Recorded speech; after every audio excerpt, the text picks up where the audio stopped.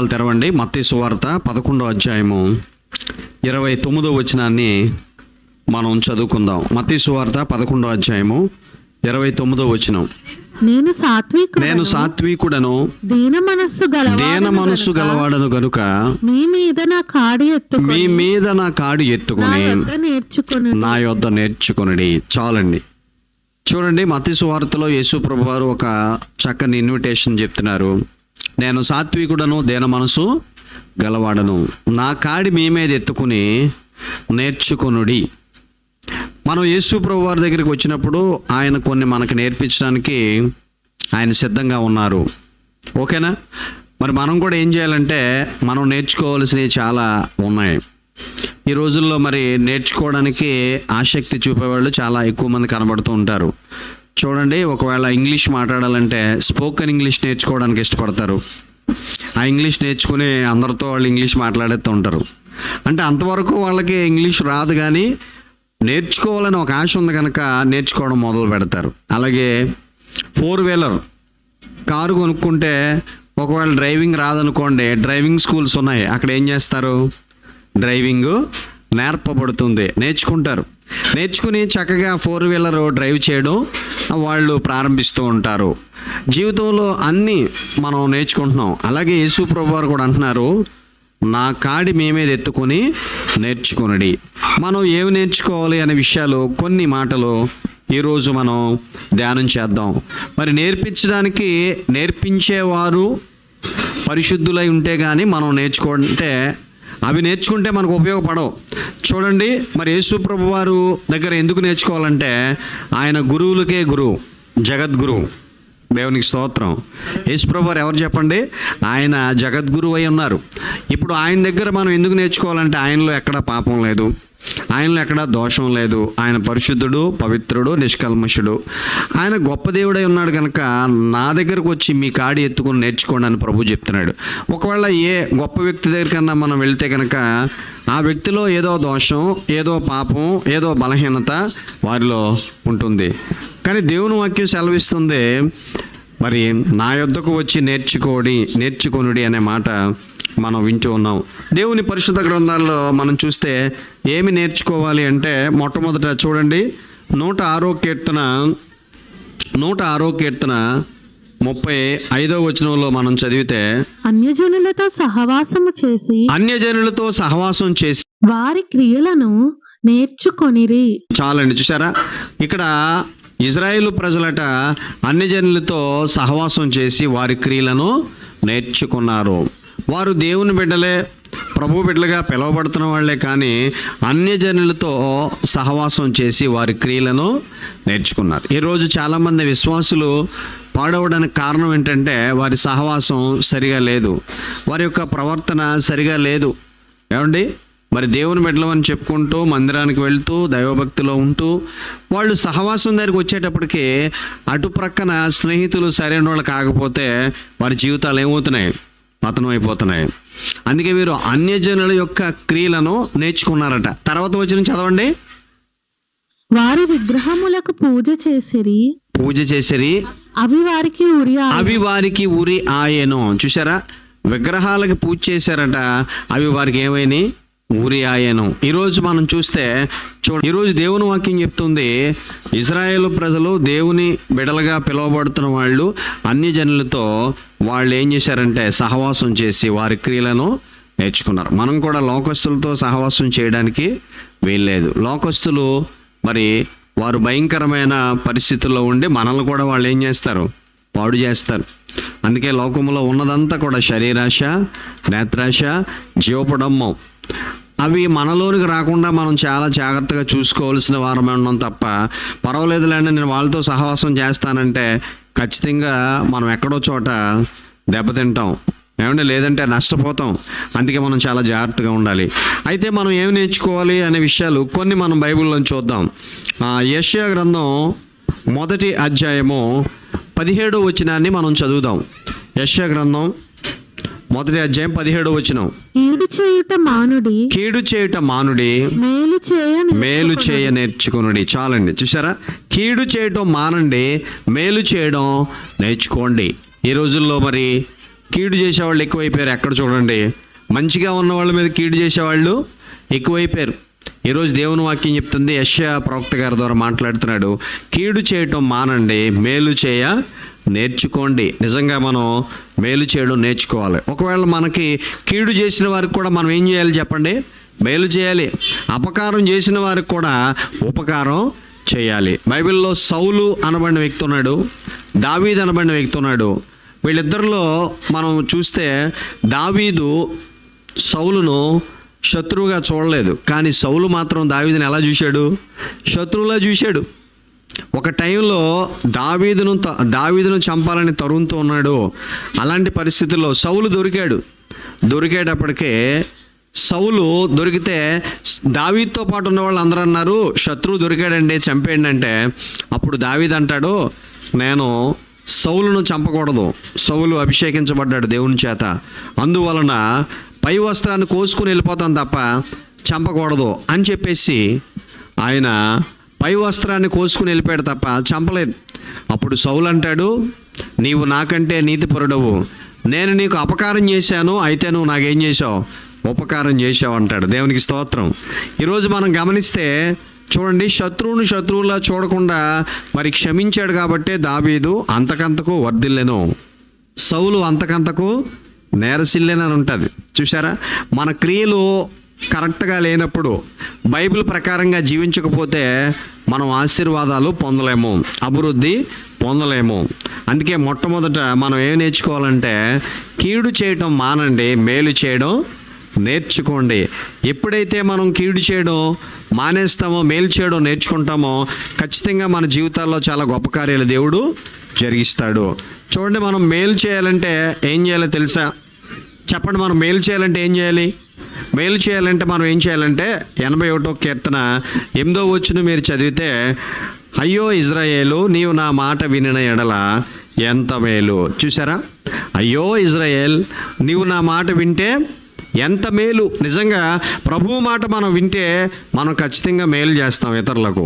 మన ఉద్యోగంలో, కుటుంబంలో, వ్యక్తిగత జీవితాల్లో ఇతరులకు మనం ఏం చేస్తాం చెప్పండి? మేలు చేస్తాం. ఏమండి, ఈ రోజుల్లో చాలామంది మేలు మేము ఏం చేస్తామండి, ఏం చేయగలమండి, వాళ్ళు మాకు శత్రువులుగా ఉన్నారండి, వాళ్ళు మాకు విరోధులుగా ఉన్నారండి, మాకు ఎంతో కీడు చేశారని అంటారు.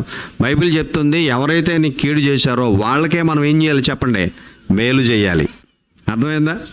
ప్రభువారు సిలువలో వేలాడుతూ ఆయన పలికిన ఒక మాట ఏంటంటే, తండ్రి వీరేం చేయుచున్నారో వీరెరుగరు గనక వీరిని క్షమించు అని ప్రార్థించారు. అంటే వాళ్ళందరినీ క్షమాపణతో కూడిన ప్రార్థన యేసు ప్రభువారు అక్కడ చేస్తూ ఉన్నారు. కనుక మనందరం నేర్చుకోవాల్సింది ఏంటంటే, మొట్టమొదట కీడు చేయడం మానండి, మేలు చేయ నేర్చుకోండి. ఇతరులకు మనం మేలు చేద్దాం.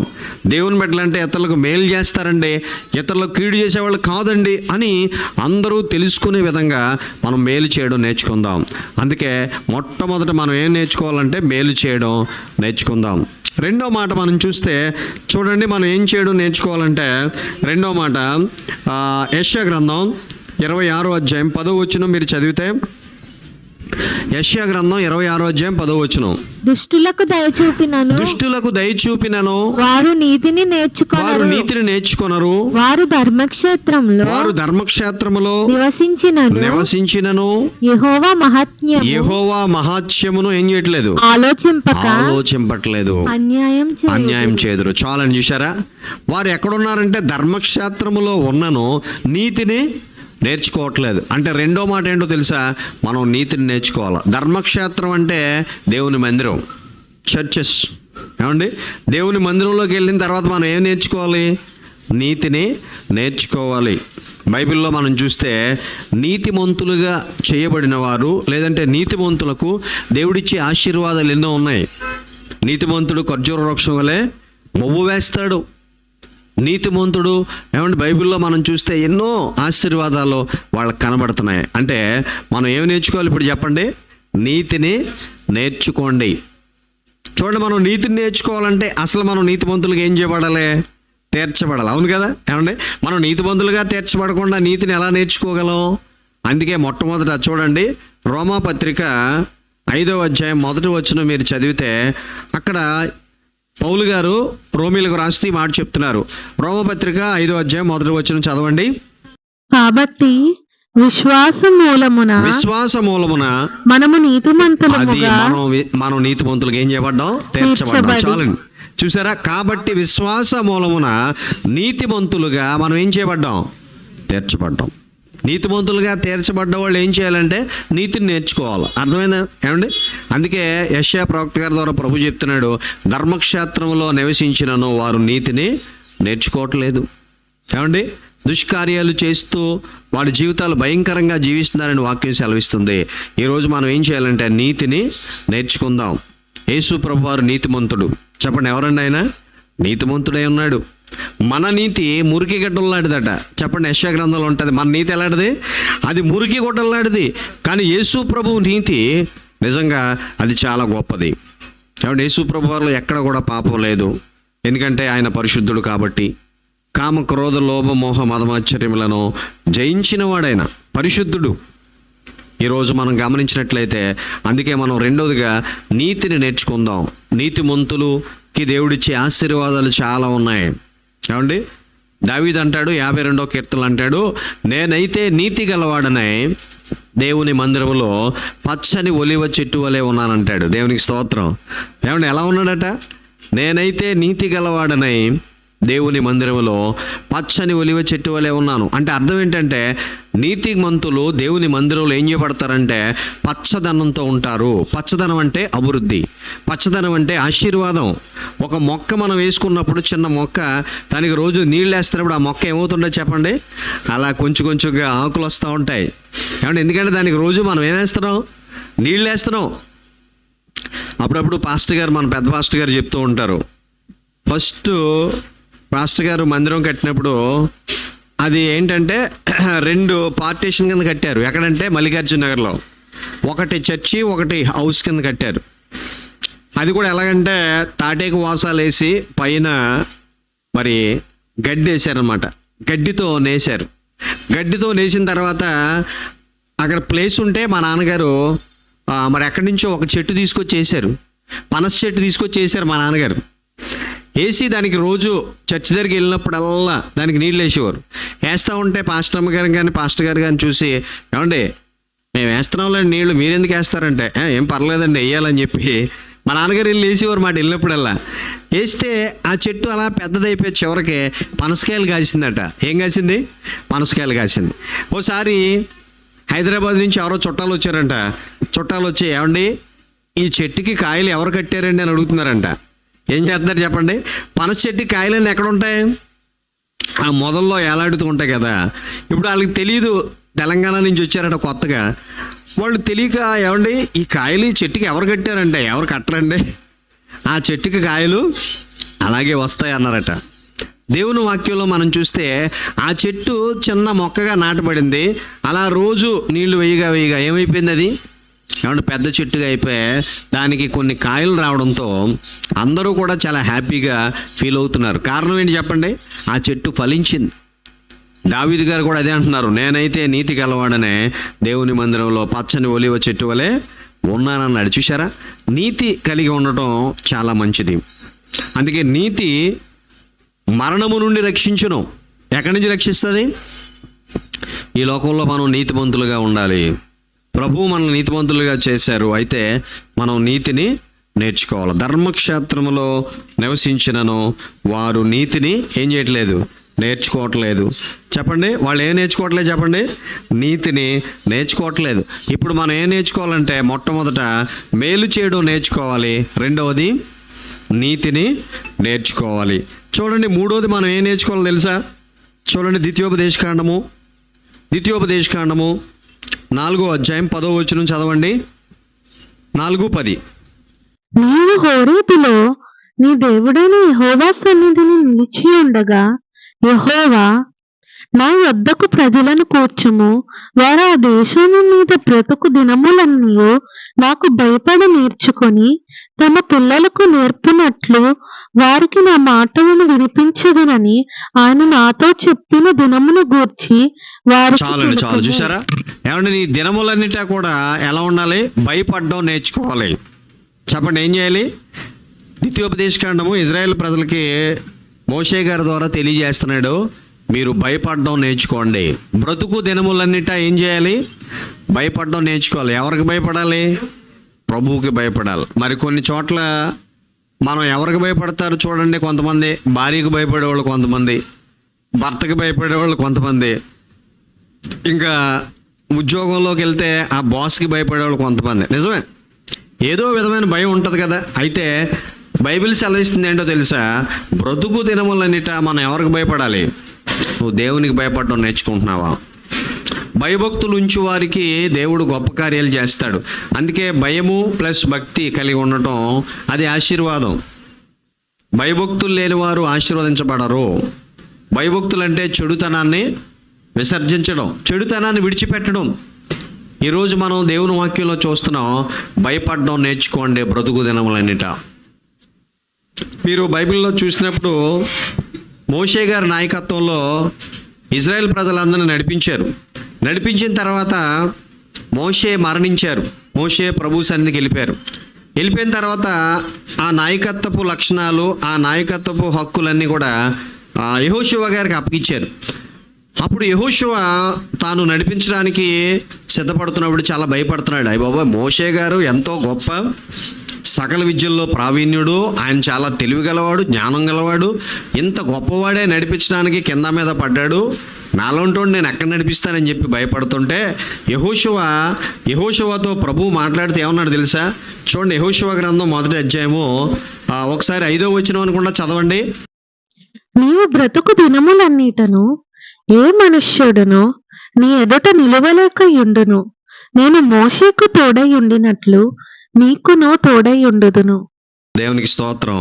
చూడండి, యెహోషువ భయపడుతుంటే ప్రభు అన్నాడు, ఏమన్నాడు తెలుసా?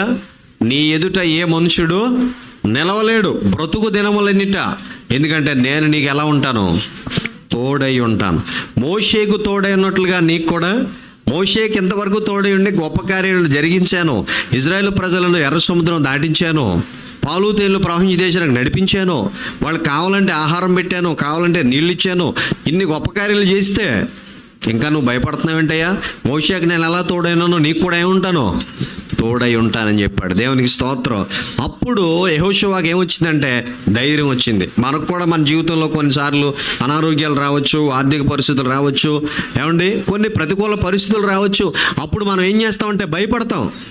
ఏంటంటే నా జీవితం ఎలా అయిపోయింది అనుకుంటాం. కానీ ప్రభు వాగ్దానాన్ని మనం ఒక్కసారి ఏం చేయాలి చెప్పండి? జ్ఞాపకం చేసుకుందాం. యెహోషువ, నీ బ్రతుకు దినములన్నిట ఏ మనుషుడు నీ ఎదుట నిలవలేడు. నేను మోషేకు తోడై ఉన్నట్లుగా నీకు కూడా నేను ఎలా ఉంటాను? తోడై ఉంటాను. చూసారా, ఈరోజు ఆయన మనకు తోడై ఉన్నాడు. వ్యాధి బాధల్లో, ఇరుకుల ఇబ్బందుల్లో, ఆర్థిక పరిస్థితుల్లో, అన్ని విషయాల్లో కూడా ఆయన మనకు తోడై ఉన్నాడు. దిగులు పడొద్దు, భయపడొద్దు, కంగారు పడకండి, అధైర్యపడకండి, అవిశ్వాసం రానీకండి. ప్రభు మనకు ఎలా ఉన్నాడు చెప్పండి? ఆయన తోడై ఉన్నాడు. అందుకే మనం ఏం చేయాలంటే బ్రతుకు దినములన్నిట భయపడడం నేర్చుకుందాం. దేవునికి భయపడిన వారి జీవితాలు ఎంతో ఆశీర్వాదం. అబ్రహాము చేస్తారు తెలుసా? పరిగెత్తికెళ్ళి వారి యొక్క పాదాల మీద పడ్డారు. దేవునికి స్తోత్రం. అంటే అబ్రహాములో ఏముందో తెలుసా? దేవుని పట్ల భయము భక్తి ఉంది. అప్పటికే అబ్రహామును దేవుడు ఎంతో ఆశీర్వదించాడు. వెండి బంగారాలు పశువులు కలిగి బహుధనవంతుడుగా చేయబడ్డాడు. ఇంత ధనవంతుడైపోయాక ఇంకా గర్వం వచ్చేస్తుంది కదా ఎవరికైనా. కానీ అబ్రహాములో ఉందా చెప్పండి? ఆయన ఎక్కడ గర్వపడలేదు. తండ్రి, కుమార, పరిశుద్ధాత్మ దేవులు త్రిత్వమైన దేవుడు నా దగ్గరికి వస్తున్నాడని చెప్పి గబగబా పరిగెత్తికెళ్ళి ఆయన పాదాల మీద పడ్డాడు. దేవునికి స్తోత్రం. అదే భయపడడం అంటే. మనం కూడా ప్రభువుకి ఏం చేయాలి చెప్పండి? భయపడదాం. ఆయన సన్నిధిలో మనము ఆరాధించేవారుగా, ఆనందించేవారుగా ఉండాలండి. ఎవరైతే దేవునికి భయపడతారో వారికి దేవుడు ఇస్తున్న వాగ్దానాలు చాలా ఉన్నాయి. ఒక్క వాగ్దానం మీకు గుర్తు చేస్తాను చూడండి. యెహోవా యందు భయభక్తులు గలవారి చుట్టూ ఆయన దూతలు కావలి ఉంటారు. దేవునికి స్తోత్రం. మన చుట్టూ ఎవరిని పెడతాడు ప్రభు చెప్పండి? దేవుని దూతలు ఉంటారు. దేవుని దూతలు ఉంటారు. మన చర్చ్ మెంబర్ ఒక సిస్టరు కారులో వాళ్ళు ఏలూరు ఎక్కడికో వెళ్తున్నారట. ఎవరో ఎక్స్పైరీ అయితే చూడడానికి వెళ్తున్నారు. సరే, చూడడానికి వెళ్ళి వాళ్ళు మళ్ళీ తిరిగి వస్తున్నారు. వచ్చే టైంలో కారు వాళ్ళ హస్బెండే డ్రైవ్ చేస్తున్నాడు. కానీ ఎందుకో మరి అది కారు అలా స్లిప్ అయిపోయి మొత్తానికి అది వెళ్ళి మైల్ రాయి ఉంటుంది కదా, దాన్ని వెళ్ళి కొట్టేసుకుని డివైడర్కి తగులుకుని ఆగిపోయింది. కానీ కార్ అంతా కూడా బాగా దెబ్బతింది, కానీ లోపల ఉన్న వాళ్ళకి మాత్రం ఏమాత్రం ప్రమాదం జరగలేదు. ప్రభువు కాపాడారు, దేవునికి స్తోత్రం. మన ఆన్లైన్ ప్రేయర్లో ఆవిడ సాక్ష్యం చెప్పారు, ఆ కార్ అంతా కూడా చాలా డ్యామేజ్ అయిపోయిందంట. కానీ ఆవిడ అంటది, మేము మా ముగ్గురులో ఎవరో ఒకరు చనిపోయారు అనుకున్నారంటే నాకు వచ్చిన వాళ్ళందరూ కూడా. అప్పుడు ఇంతకీ మధ్యాహ్నం టైమే, అది 3-4 ఆ టైం. ఆ టైంలో మరి ఒకవేళ ఆయన ఏమన్నా పడుకునే అలవాటు ఉందేమో, ఆయనకి కొమ్ముని కనురప్ప వేసాడేమో. మొత్తానికి ఆ కారు స్లిప్ వెళ్ళిపోయి మైల్ రాయిని కొట్టేసింది. కొట్టి డివైడర్ని కొట్టగానే ఆ మొత్తం ఆ కారు అంతా డ్యామేజ్ అయిపోయింది. కానీ వాళ్ళు మాత్రం క్షేమంగానే ఉన్నారు, దేవునికి స్తోత్రం. నేను ఎందుకు ఈ మాట చెప్తున్నానంటే, ఏమంటే యెహోవా యందు భయభక్తులు గల వారి చుట్టూ ఆయన దూతలు ఎలా ఉంటారో కావలి ఉండి వారిని రక్షిస్తారు. అందుకే మనం ఏమి నేర్చుకోవాలంటే భయపడడం నేర్చుకోవాలా. 3 విషయాలు చెప్పాను కదా నేను. ఒకటి, మనం మేలు చేయడం నేర్చుకోవాలి. రెండవది, నీతిని నేర్చుకోవాలి. మూడవది, భయపడడం నేర్చుకోవాలా. 4వ మాట చెప్పేసి నేను ముగించేస్తాను, టైం అయిపోయింది. ఇంకా ఫిలిప్పీలకు రాసిన పత్రిక 4వ అధ్యాయం 11వ వచనం మీరు చదివితే మనం ఏం నేర్చుకోవాలో అది చూసుకుని మనం ముగించేసుకుందాం. 4:11. నాకు కొదువ కలిగినందున నేను ఇలాగు చెప్పుటలేదు. నేను ఏ స్థితిలో ఉన్నానో ఆ స్థితిలో సంతృప్తి కలిగి ఉండడం నేర్చుకున్నాను. సంపన్న స్థితిలో ఉండనెరుగుదును, దేన స్థితిలో ఉండనెరుగుదును. చదవండి తర్వాత కూడా. ప్రతి విషయంలోనూ అన్ని కార్యములందు కడుపు నిండి ఉండుటకును, ఆకలి కొని ఉండుటకును, సమృద్ధి కలిగి ఉండుటకును, లేమిలో ఉండుటకును నేర్చుకొని ఉన్నాను. అది దేవునికి స్తోత్రం. ఇప్పుడు 4వది మనం ఏం నేర్చుకోవాలో తెలుసండి? సంతృప్తి కలిగి ఉండడం నేర్చుకోవాలా. నేను ఏ స్థితిలో ఉన్నాను, సంతృప్తి కలిగి నేర్చుకున్నాను. ప్రభు బిడ్డలు సంతృప్తి కలిగి ఉండాలి, ఏమండి? అంతే తప్ప ప్రతిదానికి కోప్పడిపోయే భార్యను ఆ భర్తను ఏం చేయకూడదు, ఏమండి? వాళ్ళ మీద కోప్పడిపోకూడదు. కొంతమంది చూడండి, ఆ కర్రీలో కొంచెం ఉప్పు ఎక్కువైనా గొడవే, తక్కువైనా గొడవే, ఏమండి? ఇక ప్రతిదానికి కోప్పడిపోతారు వాళ్ళు, ముక్కు మీద కోపం. అలా ఉంటే చాలా కష్టం, ఏమండి? మనం సంతృప్తి పడాలి. నేను ఏ స్థితిలో ఉన్నానో సంతృప్తి కలిగి నేర్చుకున్నాను. ఒక్కొక్కసారి మనకి కడుపు నిండిపోద్ది, ఒక్కోసారి ఎలా ఉండాలి, ఆకలితో ఉండాలి. ఒక్కోసారి ధనం సమృద్ధిగా ఉంటుంది, ఒక్కోసారి ఖాళీ అయిపోద్ది. ఎలా ఉన్నా సరే మనం ఎలా ఉండాలి చెప్పండి? సంతృప్తి కలిగి నేర్చుకోగలుగుతున్నావా? పౌలు గారు సంతృప్తి కలిగి నేర్చుకున్నాడు. నేను అంటాను, ఎవరు సంతృప్తి కలిగి ఉంటారో వాళ్ళు ఖచ్చితంగా ప్రభువులో ఆనందిస్తారు. అందుకే పౌలు గారు అంటాడు, ఫిలిప్పీ 4:4 అంటాడు, ప్రభువునందు ఆనందించండి, మరలా చెప్పుదును ఆనందించండి. Rejoice in the lord, always rejoice అన్నాడు. ఎందుకన్నాడు ఆ మాట? ఏమంటే సంతృప్తి కలిగి ఉండడం నేర్చుకున్నాడు కాబట్టే ఆయన అన్ని విషయాలు ఏం చేస్తున్నాడు చెప్పండి? ఆనందించగలుగుతున్నాడు. విచారంగా ఉండట్లేదు, దుఃఖంగా ఉండట్లేదు. ఎందుకో తెలుసా? నేను సంతృప్తి కలిగి ఉంటున్నాను. ఒకవేళ ఈరోజు భోజనం లేకపోయినా ఆనందమే, ఉన్న ఆనందమే, వస్త్రం ఉన్న ఆనందమే, లేకపోయినా ఆనందమే, నూతన వస్త్రాలు దేవుడు ఇవ్వకపోయిన ఆనందమే, ఇచ్చినా ఆనందమే. చూసారా? అదేనండి నిజమైన సంతృప్తి. ఈరోజు కొంతమందికి ఎంత ఉన్నా ఏముంటలేదు, సంతృప్తి లేదు. ఏమండి, మన మరి రిలయన్స్ అధినేత అంబానీ గారు వారి అబ్బాయి పెళ్ళికట 1000 కోట్లు ఎంత ఖర్చు పెట్టాడట, 100 కోట్లు ఖర్చు పెడితే వాళ్ళ అబ్బాయి మాట్లాడుతూ అన్నాడంట, మాకు ఎంతో ఆస్తి ఉంది, ఎంతో పేరు ఉంది, కానీ ఆరోగ్యం లేదు అన్నాడు. అంటే వాళ్ళకి కోట్లు అధిపతులుగా పిలువబడుతున్నారు, మంచిదే, కానీ వాళ్ళకి ఏమి లేదు చెప్పండి? ఆరోగ్యం లేదు, శాంతి లేదు, నెమ్మది లేదు. నేను అంటాను, అన్ని కోట్లు మనకు లేకపోయినా ప్రభు మనకి ఇచ్చిన ఆరోగ్యాన్ని బట్టి నిజంగా మనం ఎంతో సంతృప్తి చెందుతున్నాం. దేవునికి స్తోత్రం. ఉన్నదాన్ని బట్టి ఏం చేయాలి చెప్పండి? నువ్వు సంతృప్తి చెందుతున్నావా? ఈరోజు లేని వాటి కోసం పరుగులెత్తి ఉన్నాయి కూడా పోగొట్టేసుకుంటారు కొంతమంది. మనం అలా చేయకండి. దేవుడు మనకి ఇచ్చిన దాన్ని బట్టి ఏం చేయాలి చెప్పండి?